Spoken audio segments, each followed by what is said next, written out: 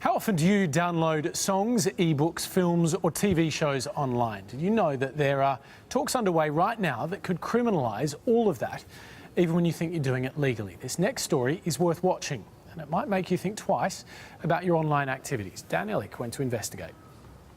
Imagine coming back from overseas and having to hand your laptop over to customs because it could have copyright infringing material on it. I don't know, it might be like an MP3 of Justin Bieber or a Transformers MPEG, or maybe you downloaded the e-book of Eat, Pray, Love. Now, normally you would just be derided for having bad taste in books, film and television. But what if your Bieber fever could land you in jail? Well, that's the worst case scenario that digital rights activists are predicting that will come out of negotiations for the Trans-Pacific Partnership in Dallas. It's a free trade agreement that covers everything from trade to tariffs and also intellectual property. That's the copyright embedded in books, films, TV and music. Now, there's been very similar attempts at copyright reform, most recently SOPA and HIPAA. Now, the difference between those reforms and the Trans-Pacific Partnership, the public knew about it and they protested. Not only did they protest, but also internet companies blacked out many of their websites for the entire day. And in turn, the US government backed down. The Trans-Pacific Partnership, however, is being negotiated right now, and it could mean that everyday things that you and I do could land us in a criminal.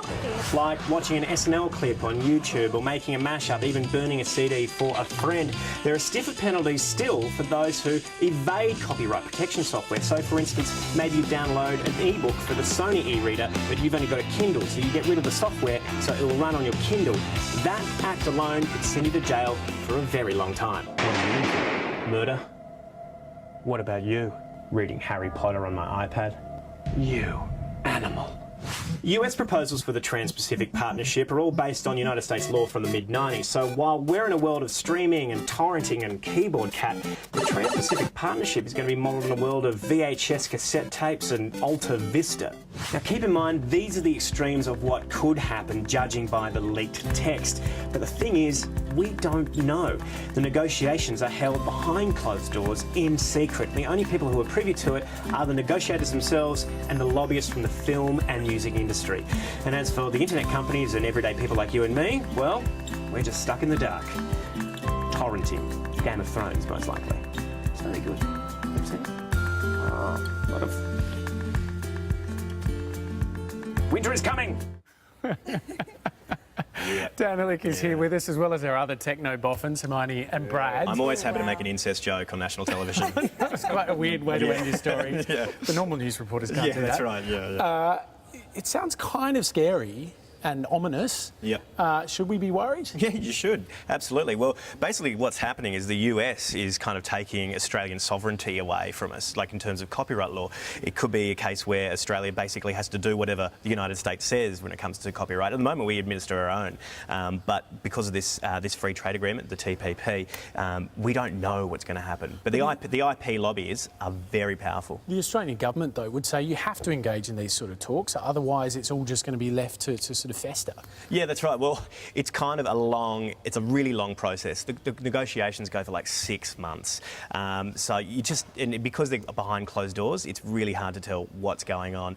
There's something kind of interesting where advocate groups for digital rights activists go in there and they tell the policymakers what they'd like to see in a forum outside of the talks. But that's just becoming a formality now, and so kind of there's no kind of advocacy for innovation, if you like, for people who are looking after digital rights. Dan, within legal circles, we hear ignorance is no... Are you in legal circles? Well, no, but just let me finish. But when it comes to doing this, we hear ignorance is no excuse, but in my case it is. I don't know how to download stuff. Yeah, that's probably because you're old. No offence. Look, this is a big part of a whole generation. This is mainstream for a whole bunch of young people. I've already torrented this show. I would tell you what happened at the end, but it's not good news for Hamish's socks. Let me put it that way. How funny.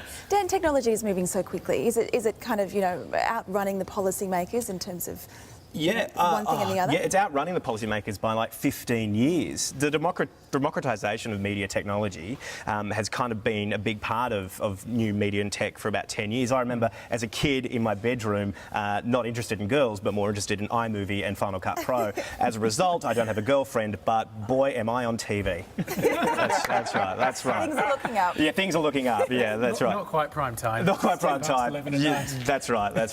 They did ask me to go on excess baggage, but I said no. I draw the line. Good decision there. Yeah, thank you. The thing is, though, there are kids that are using, all these sorts of download options. Yep. Their parents probably don't understand what they're doing. Are they going to be caught up in this potentially? Yep, absolutely potentially. This is amazing.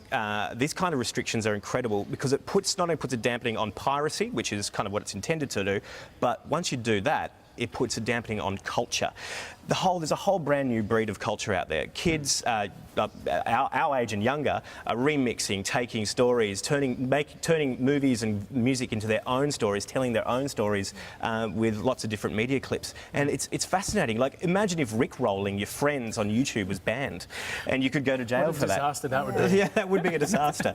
And what is the biggest problem is that these negotiations, the TPP negotiations, are being held in secret, which goes in opposite direction of what the Obama government's all about, openness. Yeah. All right, we'll leave it there, but you're going to stick around. We're going to talk bogans later. Oh, yeah. Some of my favourite people.